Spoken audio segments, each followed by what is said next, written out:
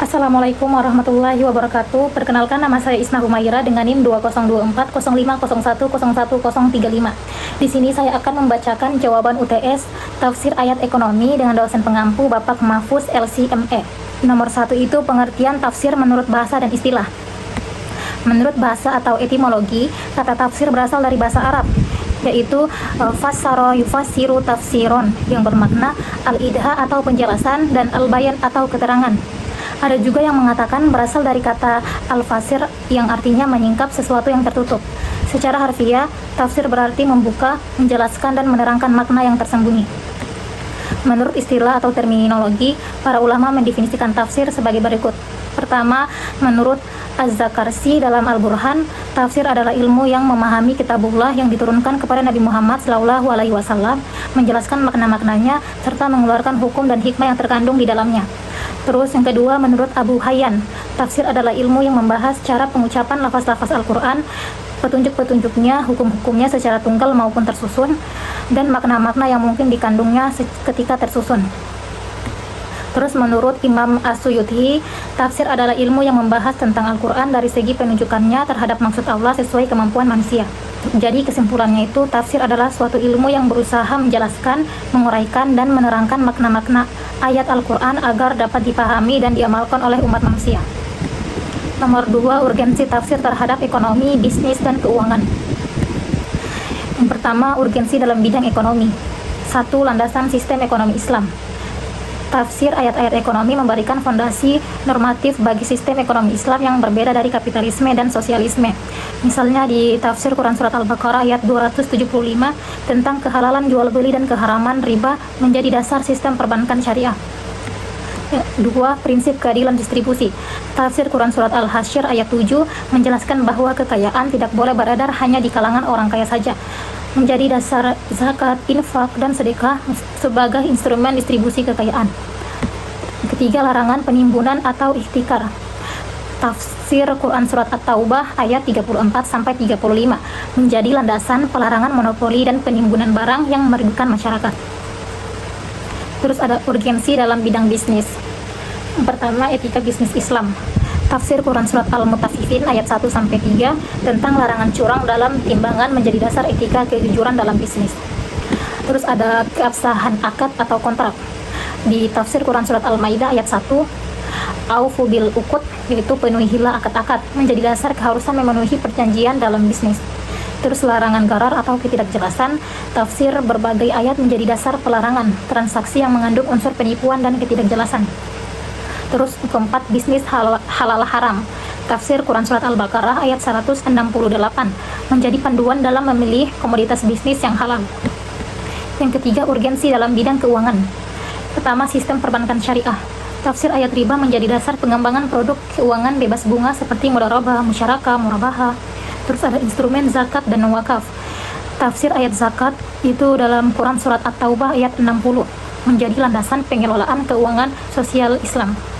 Terus ada investasi syariah, ada di tafsir Quran Surat Al-Baqarah ayat 261 tentang perumpamaan infak di jalan Allah sebagai motivasi investasi dan keuangan sosial.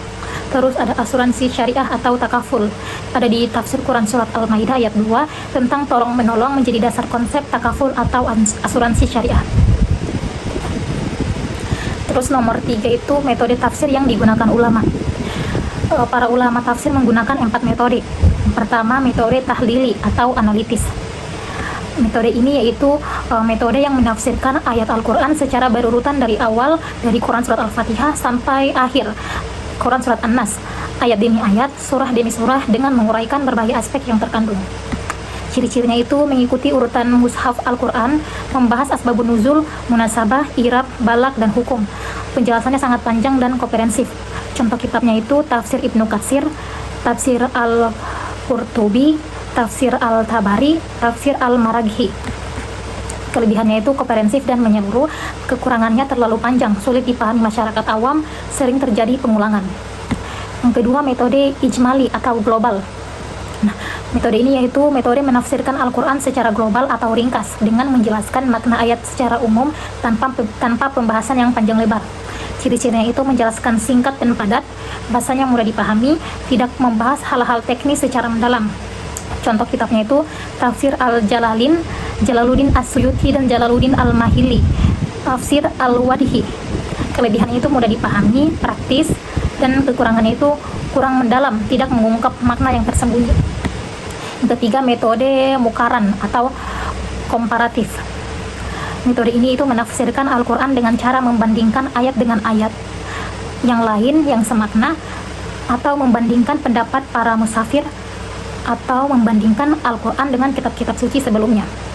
Ciri-cirinya itu membandingkan berbagai pendapat mufassir, terus menganalisis perbedaan dan persamaan penafsiran, terus bersifat kritis dan objektif. Contoh kitabnya itu Tafsir Al-Bahir Al-Muhit Abu Hayyan, Durah At-Tanzil wa Gurrah At-Ta'wil. Kelebihannya itu wawasannya luas, objektif dalam menyikapi perbedaan pendapat. Kekurangannya itu sulit bagi pemula, berpotensi membingungkan. Keempat, metode maudhui atau tematik. Metode ini tuh menafsirkan Al-Quran dengan cara mengumpulkan seluruh ayat yang membahas satu tema atau topik tertentu, kemudian dikaji secara komprehensif dan menyeluruh. Ciri-cirinya itu berangkat dari tema atau persoalan tertentu, terus mengumpulkan seluruh ayat yang berkaitan, memperhatikan asbabul nuzul dan nasikh mansukh. Contoh kitabnya itu Al-Mar'ah fi Al-Quran, Abbas Mahmud Al-Akad, Tafsir Tematik Kementerian Agama Republik Indonesia. Kelebihannya itu memberikan jawaban tuntas atas persoalan tertentu, relevan dengan kehidupan modern. Kekurangannya berpotensi memaksakan penafsiran jika tidak hati-hati. Metode maudhui ini sangat relevan untuk kajian tafsir ayat ekonomi karena memungkinkan pengkajian tema-tema ekonomi secara komprehensif. Nomor 4, tafsir ayat Quran Surat Al-Kahfi ayat 46. Itu al-malu wal banu nazinatul hayatid dunya wal baqiyatus sholihatu khairun inda rabbika sawaban wa khairun amalan. Arti katanya itu yang disuruh carikan al-baikatus sholihatu. Kata al-baqiyatu itu artinya yang kekal, yang abadi, yang tersisa. Terus as-sholihatu artinya amal-amal yang baik atau kebijakan-kebijakan. Terus al-baikatus sholihatu artinya amal-amal soleh yang kekal atau abadi. Makna terminologis al-baqiyatus sholihat merujuk pada amal-amal perbuatan baik yang pahalanya terus mengalir dan tidak terputus meskipun pelakunya sudah tidak ada. Para ulama berbeda pendapat dalam merincinya. Pendapat pertama itu dari Ibnu Abbas, Ibnu Mas'ud, yaitu kalimat-kalimat tasbih. Subhanallah, alhamdulillah, la ilaha illallah, Allahu akbar, la haula wala quwata illa billah. Terus pendapat kedua itu Ibnu Umar, semua amal soleh secara umum. Terus yang ketiga itu salat 5 waktu. Tafsir ayat secara lengkapnya itu ayat ini turun sebagai respon terhadap kebanggaan orang-orang kafir Mekah terhadap harta dan anak-anak mereka, seolah itu adalah ukuran kemuliaan. Penjelasan yang pertama, al-malu wal banuna zinatul hayatid dunya. Harta dan anak-anak adalah perhiasan kehidupan dunia. Allah mengakui bahwa harta dan anak adalah zinah, perhiasan atau keindahan dunia. Ini bukan celaan terhadap harta, melainkan penempatan posisinya yang tepat. Harta sebatas perhiasan dunia yang bersifat sementara. Kata zinah yang menunjukkan bahwa harta dan anak hanyalah keindahan lahiriah yang tidak abadi. Yang kedua, wal baqiyatus sholihatu khairun inda rabbika sawaban. Sedangkan amal-amal soleh yang kekal lebih baik pahalanya di sisi Tuhanmu. Amal soleh yang kekal jauh lebih bernilai di sisi Allah daripada harta sebanyak apapun. Kata sawaban yang menunjukkan bahwa balasan berupa pahala yang nyata dan pasti. Terus kata wa khairun amalan, dan lebih baik untuk dijadikan harapan. Amal saleh adalah harapan terbaik yang bisa diinvestasikan manusia untuk kehidupan akhirat. Implikasi ekonomi dari ayat ini itu harta bukan tujuan akhir melainkan sarana. Orientasi ekonomi Islam tidak hanya profit duniawi tetapi juga nilai ukhrawi. Investasi terbaik adalah yang menghasilkan amal jariah, wakaf produktif, sedekah jariah, membangun lembaga pendidikan atau kesehatan. Keseimbangan tawazun antara kehidupan dunia dan akhirat dalam aktivitas ekonomi. Terus mendorong CCR atau Corporate Social Responsibility dalam perspektif Islam, karena harta yang diinfakkan menjadi baqiyatus sholihat. Nomor 5 itu 4 fase pelarangan riba dalam Al-Quran. Fase pertama itu riba tidak menambah di sisi Allah. Ada di ayat Quran Surat Ar-Rum ayat 39. Artinya, dan sesuatu riba atau tambahan yang kamu berikan agar harta manusia bertambah, maka tidak bertambah dalam pandangan Allah.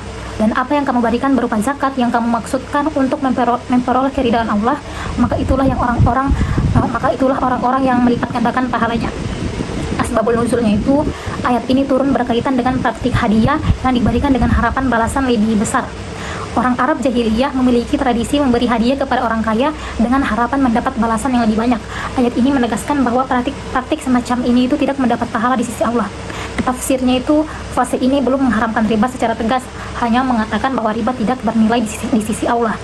Merupakan tahapan moral dan edukasi, membangun kesadaran bahwa orientasi ekonomi seharusnya bukan semata keuntungan materi. Kontrak antara riba dan zakat. Riba tidak menambah di sisi Allah, zakat justru yang melipat gandakan pahala kita. Terus ada hikmahnya itu, Allah memulai dengan pendekatan persuasif, bukan langsung melarang, karena riba sudah mengakar dalam budaya Arab. Fase kedua itu peringatan kepada ahlul kitab. Ada di ayat Quran Surat An-Nisa ayat 160 sampai 161. Yang artinya, maka karena kezaliman orang-orang Yahudi, kami haramkan bagi mereka makanan-makanan yang baik yang pernah dihalalkan, dan karena mereka banyak menghalangi manusia dari jalan Allah, dan karena mereka menjalankan riba, padahal sungguh mereka telah dilarang darinya, dan mereka memakan harta orang dengan cara yang tidak sah, dan kami sediakan untuk orang-orang kafir di antara mereka azab yang pedih. Asbabul nuzulnya itu, ayat ini berkaitan dengan kaum Yahudi di Madinah yang tetap mempraktikkan riba meskipun dalam Taurat itu sudah dilarang. Ini menjadi bukti sejarah bahwa pelarangan riba bukan hanya ajaran Islam, tetapi sudah ada dalam agama-agama sebelumnya.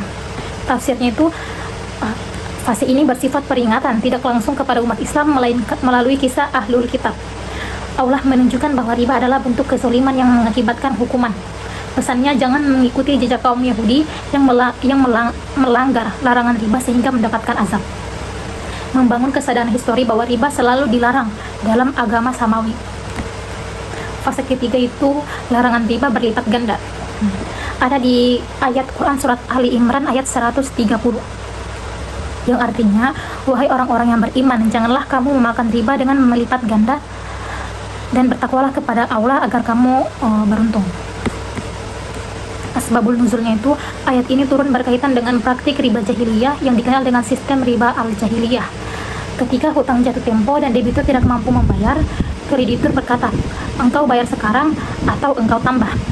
Sehingga hutang terus berlipat ganda. Ad-afan mudafah. Sebagian ulama mengaitkan ayat ini dengan konteks perang Uhud, di mana kaum muslimin membutuhkan dana perang, namun sebagian meminjam dengan riba.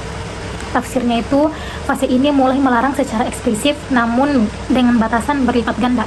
Kata ada afam afatan yang berlipat ganda.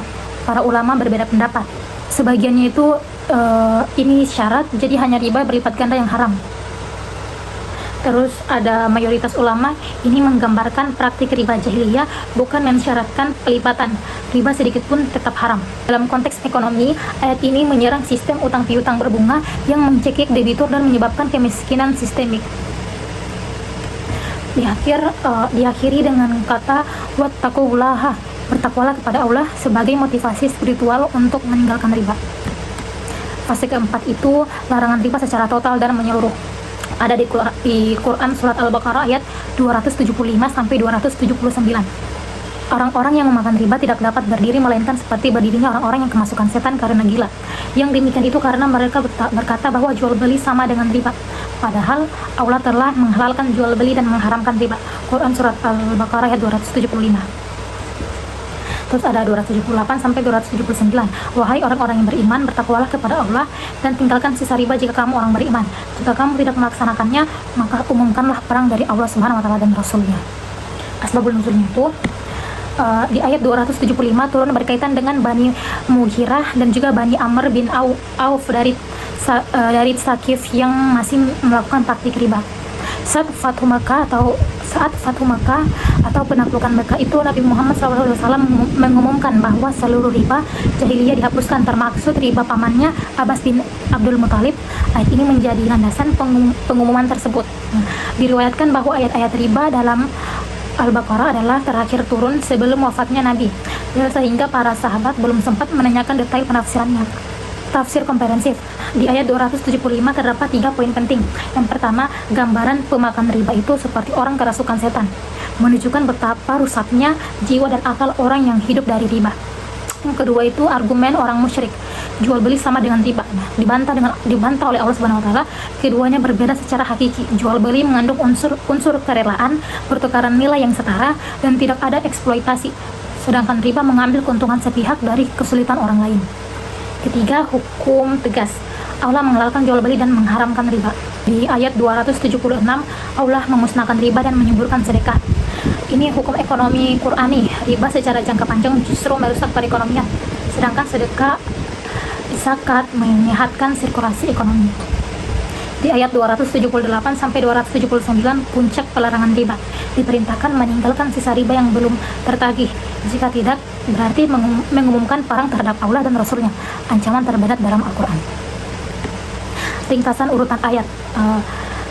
Di fase 1 itu kan surat Ar-Rum ayat 39, kategorinya itu makiyah. Isi pokoknya riba tidak bertambah di sisi Allah atau edukasi moral. Fase kedua, Quran surah An-Nisa ayat 160 sampai 161. Kategori Madaniyah, peringatan melalui kisah Yahudi. Di fase 3 ada Ali Imran ayat 130, kategorinya Madaniyah, isi pokoknya larangan riba berlipat ganda. Terus ada yang keempat itu Quran surat Al-Baqarah ayat 275 sampai 279, kategori Madaniyah, tentang pengharaman total dan ancaman perang. Implikasi praktis dalam dunia ekonomi dan keuangan. Pertama, perbankan syariah. Berdirinya bank-bank syariah seperti Bank Muamalat, BSI, dan lain-lain yang menggantikan bunga dengan sistem mudharabah atau bagi hasil, murabahah atau jual beli, dan ijarah atau sewa menyewa. Nasabah dan bank berbagi keuntungan dan risiko secara adil. Yang kedua, pasar modal syariah. Instrumen sukuk atau obligasi syariah yang menggantikan obligasi konvensional berbunga. Indeks saham syariah atau ISSI menyaring perusahaan yang bebas dari riba. Yang ketiga, ada asuransi syariah atau takaful. Menggantikan premi asuransi konvensional yang mengandung unsur riba dan gharar dengan sistem tabaruk, hibah atau derma, dan bagi hasil. Yang keempat, lembaga keuangan mikro syariah. BMT atau Baitul Mal wat Tamwil memberikan pembiayaan kepada UMKM dengan akad syariah tanpa bunga, membantu masyarakat keluar dari jerat rentenir yang identik dengan riba yang berlipat ganda. Pembiayaan KPR syariah, akad murabahah atau musyarakah mutanakisah, menggantikan KPR berbunga konvensional. Harga sudah disepakati di awal, tidak berubah meski suku bunga pasarnya itu lebih tinggi. Itu tidak berubah. Terus fintech syariah. Aplikasi pinjaman online berbasis syariah menggunakan akad karya atau pinjam kebajikan atau mudharabah tanpa bunga mudharabah tanpa bunga. Ketujuh, kebijakan makroekonomi. Larangan riba mendorong kebijakan fiskal berbasis zakat dan wakaf sebagai alternatif pembiayaan pembangunan yang adil dan berkelanjutan. Baik, itu saja jawaban dari saya. Wabillahi taufiq wal hidayah. Wassalamualaikum warahmatullahi wabarakatuh.